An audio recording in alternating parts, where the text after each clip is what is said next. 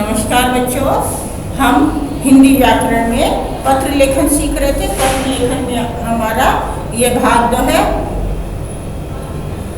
इसमें हम प्रार्थना पत्र लिखना सीख रहे हैं। भाग 1 में हमने प्रार्थना पत्र कैसे लिखना चाहिए, लिखते समय किन किन बातों का ध्यान रखना चाहिए और हम किस प्रकार से संबोधन अभिवादन करना चाहिए, अपने से छोटों का, बड़ों का, आदि बातें सीखी थी। अब हम प्रार्थना पत्र सीख रहे हैं अपने किसलिए कि बीमारी के कारण प्रधानाचार्य जी को अवकाश हेतु प्रार्थना पत्र किस प्रकार से लिखेंगे बच्चों, ये हम देखेंगे। बच्चों, लिखते समय हम सबसे पहले यहाँ इसी स्थान पे हम किसे लिख रहे हैं, प्रधानाचार्य जी को, तो हम उनको संबोधन करेंगे सेवा में। प्रधानाचार्य जी को जब हम करते हैं तो हम यहाँ क्या लिखेंगे, सेवा में। यहाँ लिखेंगे हम सेवा में। सेवा में लिख के बच्चों हमें फिर कोमा लगाना पड़ेगा। कोमा लगा के हमें लिखना पड़ेगा, क्या लिखना पड़ेगा, श्रीमान प्रधानाचार्य जी या प्रधानाध्यापक। यहाँ लिखे हम क्या लिखेंगे, यहाँ श्रीमान। अगर हम या श्रीमती जी भी लिख सकते हैं, क्योंकि जो प्रधाना अध्यापिका भी हो सकती है, स्त्री या पुरुष दोनों हो सकते हैं, तो श्रीमती, श्रीमती आदि भी लिख सकते हैं।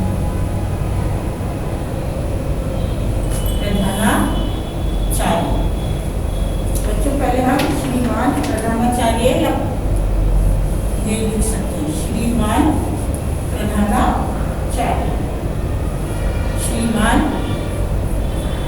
प्रधानाचार्य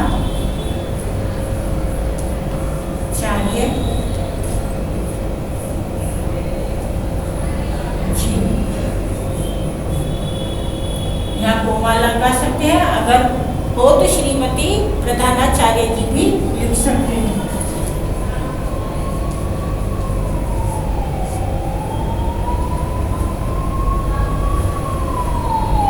इस प्रकार से श्रीमती भी लिख सकते हैं। क्या लिख सकते हैं,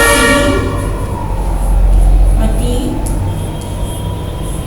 प्रधानाचार्य जी,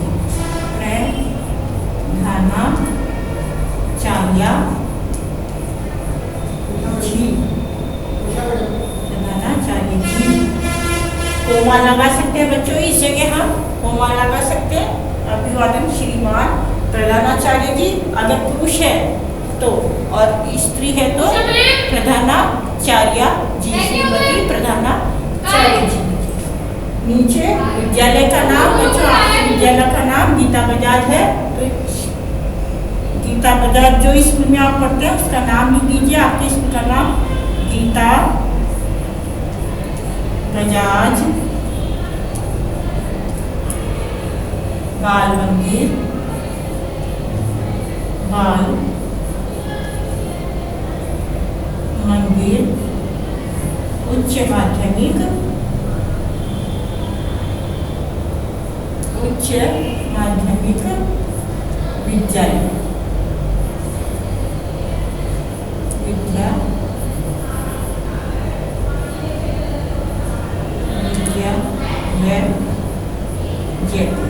जयपुर लिख के पूर्ण विराम लगा दीजिएगा।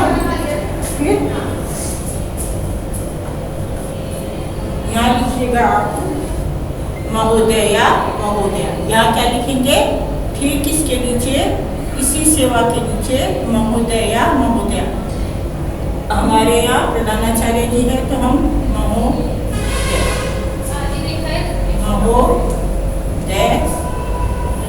अगर प्रधानाचार्य जी स्त्री है तो महोदया लिख सकते हैं, महोदया, महोदया।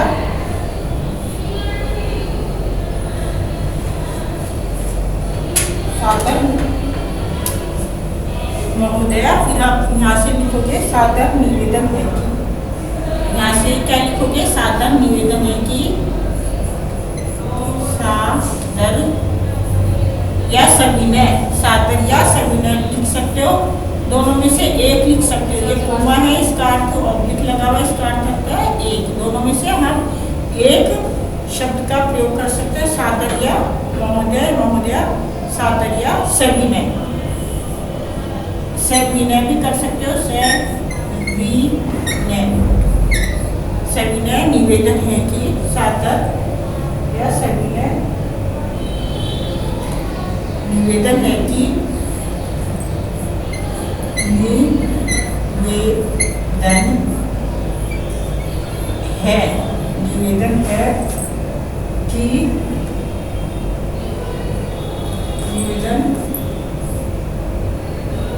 सादर निवेदन है कि मैं आपके विद्यालय में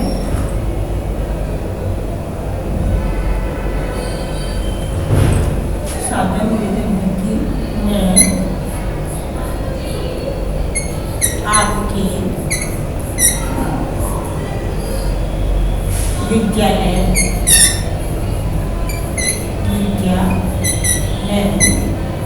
में कक्षा, बच्चों कक्षा आपकी कोई सी भी हो सकती है, फर्स्ट, सेकंड, थर्ड या फोर्थ, फिफ्थ, कक्षा तृतीय लिख देते हैं, कक्षा में पढ़ता, कक्षा 3 में पढ़ता हूँ या अध्ययनरत हूँ,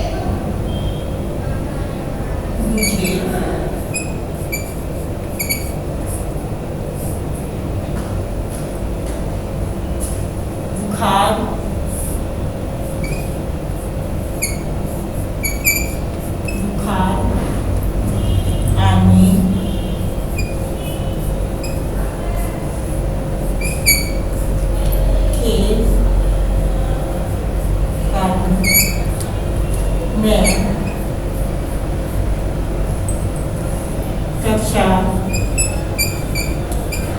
में उपस्थित कक्षा में उपस्थित नहीं हो सकता, उपस्थित नहीं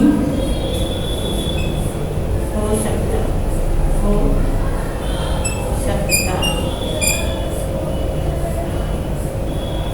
आप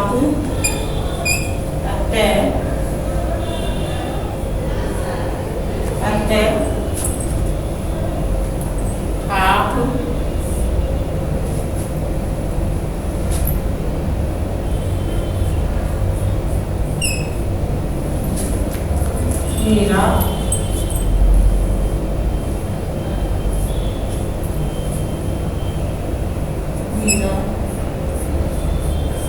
बच्चों जितने दिन आप नहीं आना चाहते उतने आप दिन लिख सकते हैं, मेरा 2 दिन 4 दिन 8 दिन,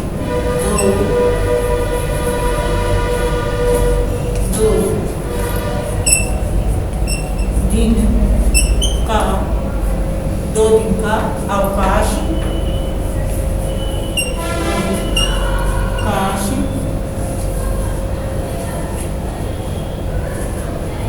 स्वीकृत करने का प्रयास करें, अवकाश स्वीकृत करने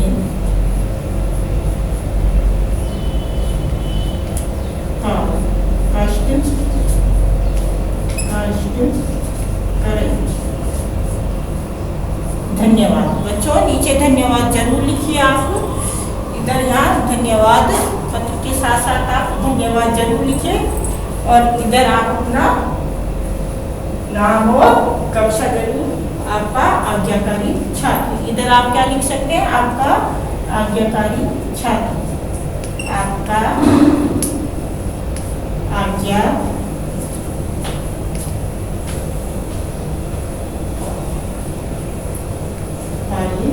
छात्र, छात्रा कुछ भी लिख सकते हैं, छात्र या नाम लिख सकते हैं, नाम और अपनी कक्षा लिख सकते हैं, नाम और कक्षा लिख सकते हैं। कौन सी कक्षा में आप पढ़ सकते हो, आप अपना नाम लिख सकते हो या अपनी कक्षा डाल सकते हो इसमें।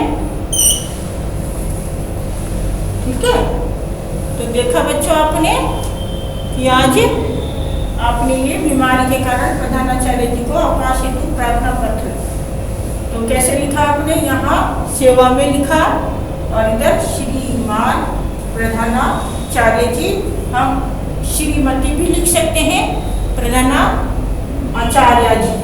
कौन सी स्थिति में, जब वह लेडीज हो या स्त्री हो।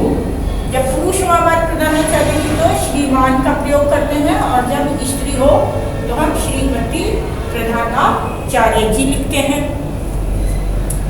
जिस स्कूल में आप पढ़ते हैं उसका नाम लिखते हैं गीता बजाज बाल मंदिर उच्च माध्यमिक विद्यालय जयपुर।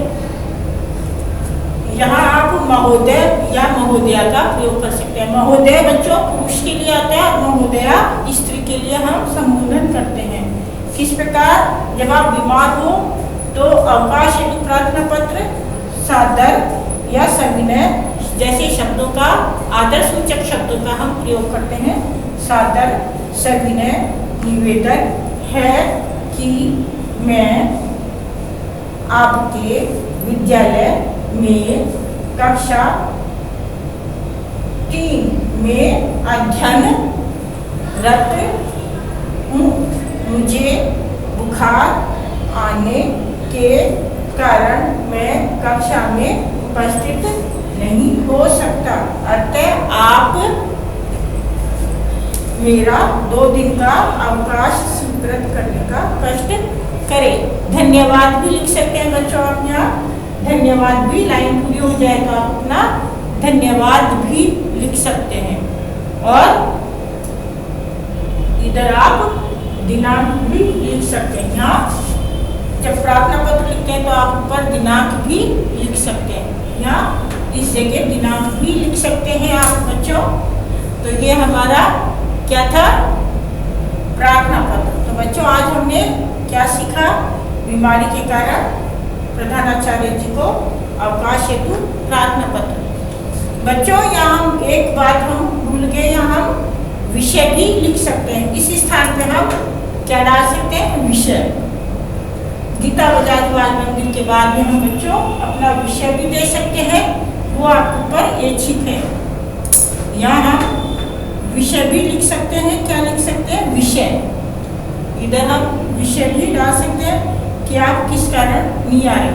जब आपने ऊपर लिख दिया होता है तो नीचे कोई जरूरी नहीं होता है। विषय में आप इस स्थान पे आप विषय भी लिख सकते हो, ये ऐच्छिक है। छोटी क्लासों में बच्चों की कोई जरूरी नहीं होता है विषय लिख के, और आप किस कारण ही नहीं आ सकते वो कारण आप यहाँ डाल सकते हो कि 2 दिन का अवकाश बीमारी के कारण या कुछ।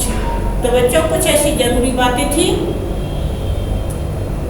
इसमें जो आपने प्रार्थना पत्र लिखते समय आपने सीखी। बच्चों कल हम एक नए प्रार्थना पत्र के साथ आपके साथ उपस्थित होंगे।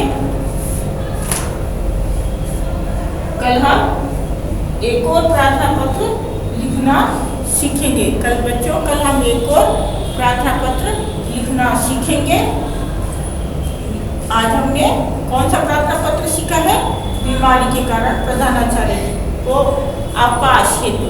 अवकाश 1 दिन का भी हो सकता है, 2 दिन का भी हो सकता है। तो यहाँ हम दिनांक भी लिख सकते हैं, हम दिनांक भी लिख सकते हैं, या हम नीचे भी इसका प्रयोग कर सकते हैं। तो बच्चों आज हमने सीखी है प्रार्थना पत्र की। कल एक हम फिर से नए प्रार्थना पत्र लिखना सीखेंगे। बड़े भाई की शादी हेतु बहुत से अवसर पे। तब तक के लिए धन्यवाद।